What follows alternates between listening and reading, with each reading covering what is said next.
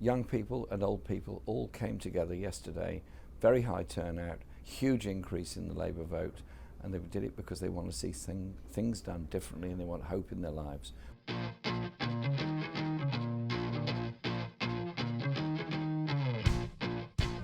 He lost, but returned to Labour HQ like a conquering hero. Jeremy Corbyn had defied the pollsters, the pundits, and most of his MPs. They'd prevented the much-predicted Tory landslide and instead notched up some extraordinary gains.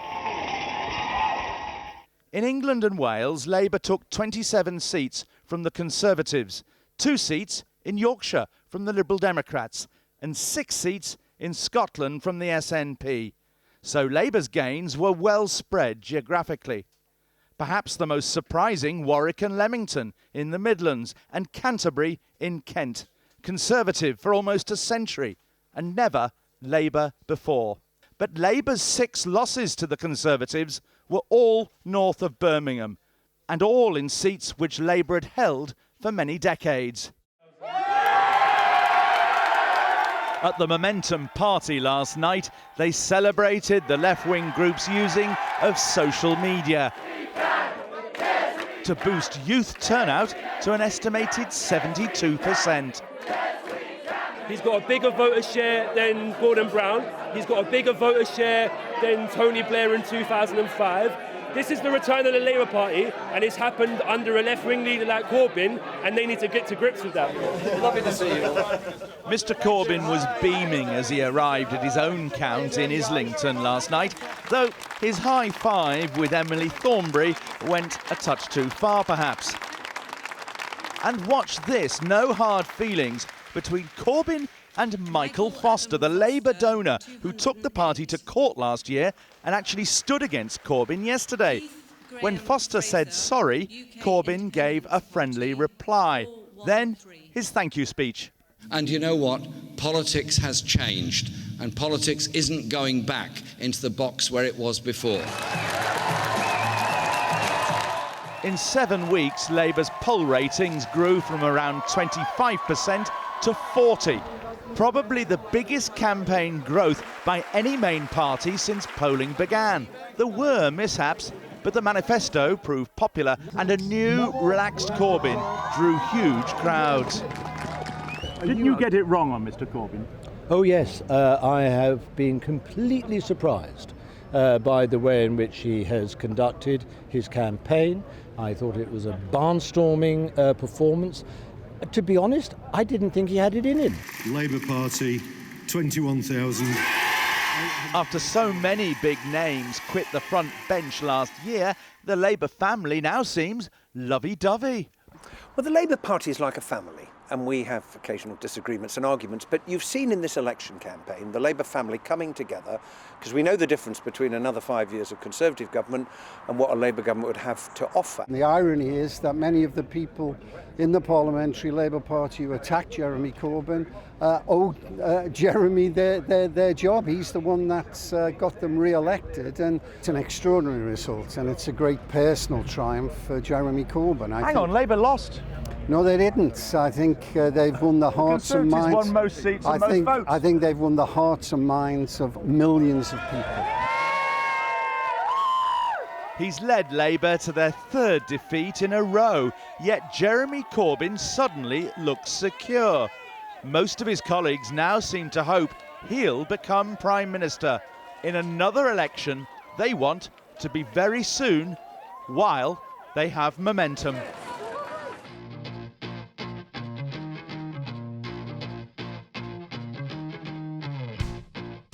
Number one. Thank you very much. The winner. At ease with his fans, not as comfortable about all the cameras. Despite his success, Jeremy Corbyn was on usual form this afternoon.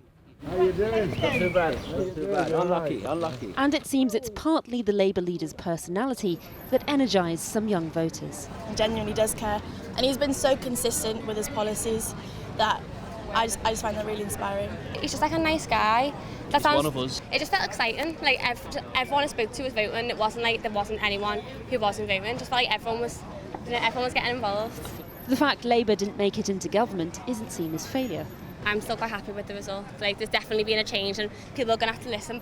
Despite anecdotal accounts about a surge in young voters, there are no official figures on turnout yet. But watch this spike in voter registration. On the last day, 453,000 under 35s registered. In Kensington, Labour pulled off a shock victory, winning by just 20 votes. Local party organisers say young enthusiasm was key. I think Corbyn made people realise that the vote matters, and that's been the problem in Kensington, was because it's been considered a safe seat, as was Canterbury, I'm sure. It's considered a safe seat, and there's no point. But once they got activated, once they had that fire in them, you need the grassroots movement to make it happen. But how can Labour build on such excitement, particularly when most of its own MPs haven't exactly rallied around their leader? One former New Labour advisor says she got it wrong and is now urging her own wing of the party to get behind Jeremy Corbyn. We didn't win, and we have to be really clear about that. We still have a Conservative Prime Minister. He struck a chord with people. I've actually stuffed myself on humble pie. But you're clearly stating that the next election, whenever it might be, you want the Labour Party to be led by Jeremy Corbyn with the view to him becoming Prime Minister. Yes. I think he's earned that right, absolutely, 100%. He's earned that right. And my strong message to the Blairites would be, one of the things that was so appealing about the Blair project was that it had a chance of winning. And I think the Corbyn project now does have a serious chance of winning. Young voters may have bought into Corbyn's vision. The challenge now is how to sustain that newfound support.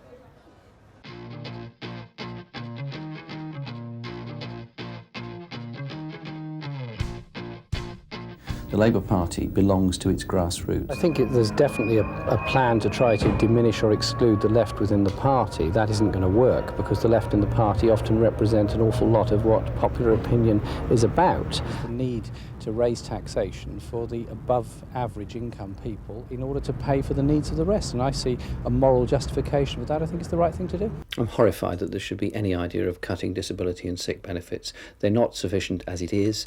Many people live in great poverty because of the inadequate levels of benefits. It was founded as a party dedicated to the provision of universal benefits, universal housing and universal education. I believe the case for public ownership is absolutely overwhelming. I think it's wrong for the party to set as a benchmark competition and market forces as being something to look up to. No more detentions of any of these asylum seekers. They're not criminals, they're people that are fleeing from crime. Does she not agree that people sleeping on the streets of our capital city, being charged exorbitant rents, and children being brought up in bed and breakfast hotels is a disgrace? Mr. Speaker, I announce very considerable extra expenditure to relieve homelessness. Public representatives demand the highest possible standards of public probity. £25 billion plus £50 billion running costs is an extraordinary waste of money for a weapon that can only cause death and mayhem if ever used against the civilian population. It is not bring us peace and not bring us security.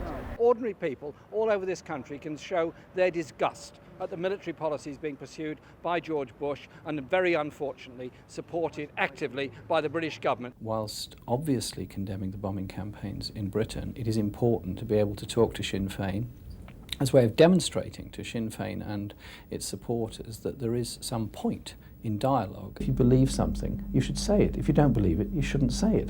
I think there are principles involved here. If I stand for election as a Labour candidate, as a socialist, people know what they're voting for.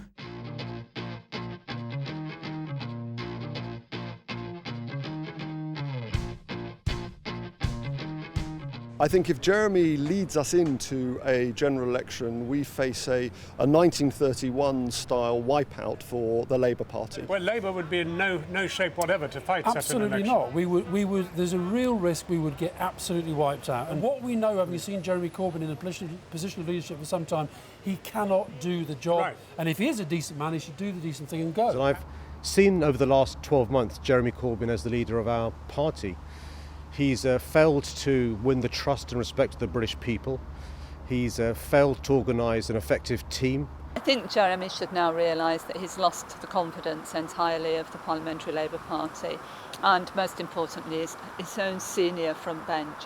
He can't carry on. Jeremy at one point said, I think we are at the moment an effective opposition, and there was just an intake of breath in the room, because we clearly are not, and it just shows how out of touch he really is. Jeremy Corbyn is unable to provide the leadership that this huge task needs. Please, for the sake of our party, leave now. You cannot steer a ship without a crew. I don't think we heard anything from Jeremy that was new or fresh that suggested that he is capable of uniting the party or uniting the country and leading us into government. Are you putting Jeremy first or second?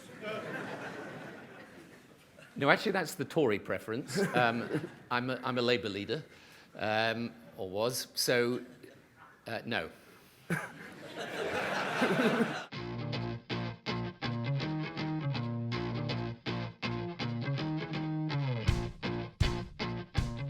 Well, I'm joined now by the newly elected Labour MP for Slough, Tamanjeet Singh Desi. Huda Elmi is a Labour activist and Corbyn supporter, and also the Times columnist Philip Collins. Huda Elmi, as you see Theresa May in office, being supported by her MPs, getting on with the Brexit talks, basically saying nothing much has changed, what are you thinking? Are you feeling robbed? Or are you feeling we lost?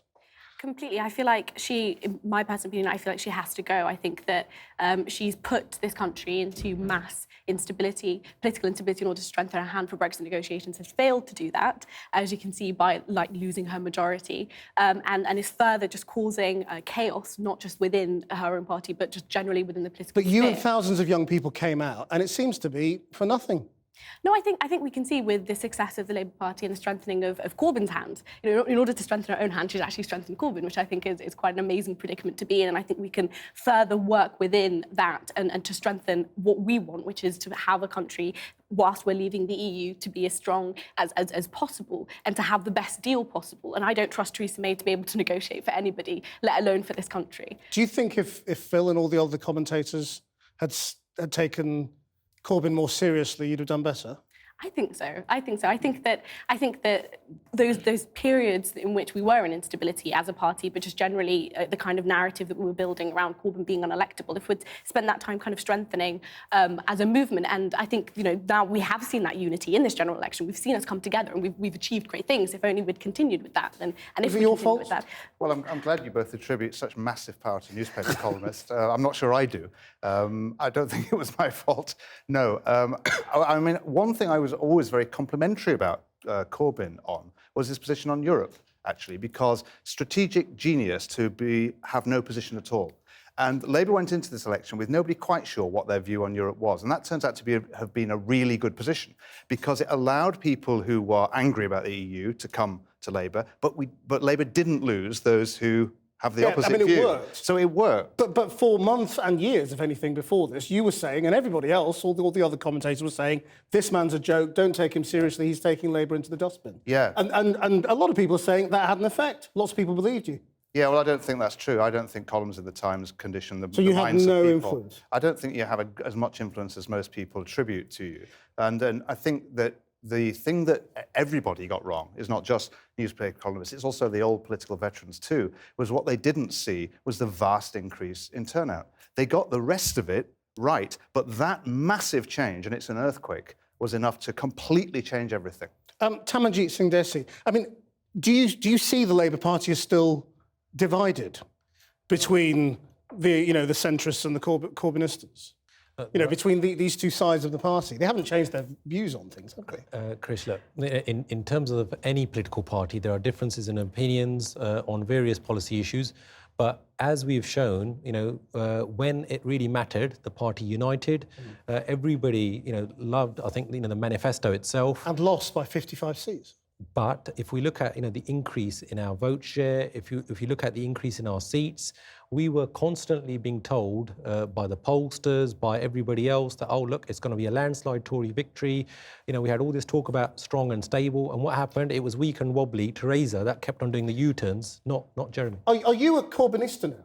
I mean, have you changed your views, having seen how he performed? No, it'd be absurd to have changed my views on substantive questions. I've certainly changed my view on the idea that he couldn't do as well as he did, because clearly he's confounded that view.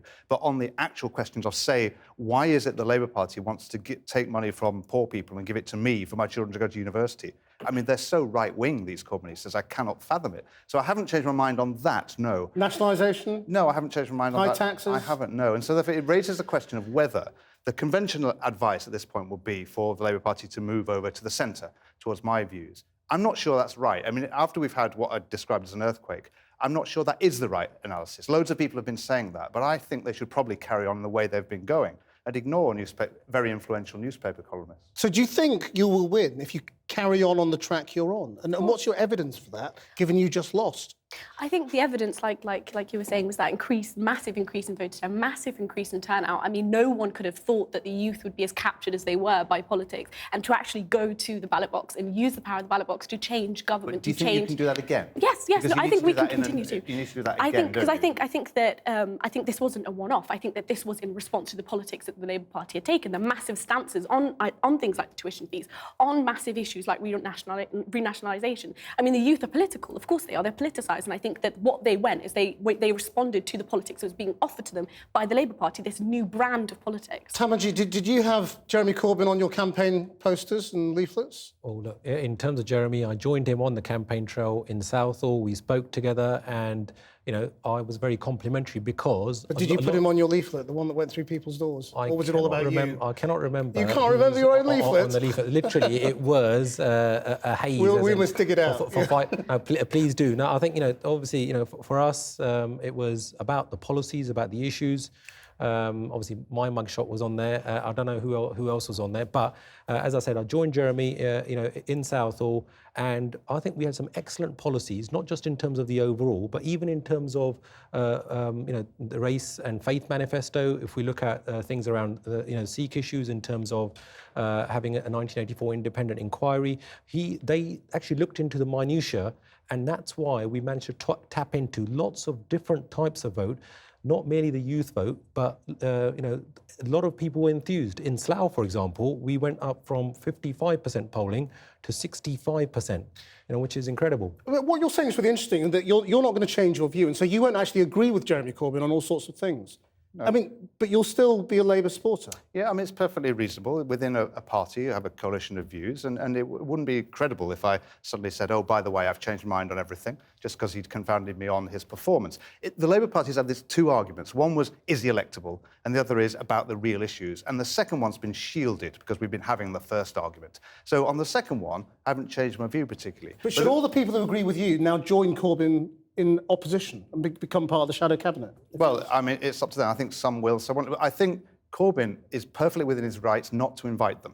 He's perfectly within his rights to say, well, Barry Gardiner and Angela Rayner, they've been my team, they've done the job for me. Why should I kick any of them out and invite Liz Kendall back? Do you want any of them? Just very briefly, any of these? I think if we're willing to work towards a vision of Labour, which is to put it into government, to be able to change the condition that people are living in at the moment, which is that of poverty, which is that of crippling debt, which is that of just uncertainty, then of course, I think that as you were saying, there's nothing wrong with having difference of opinion. Okay. We need that in a party, but I think the issue is can we come... again. But we need to work together. And Thank you very much indeed for joining us.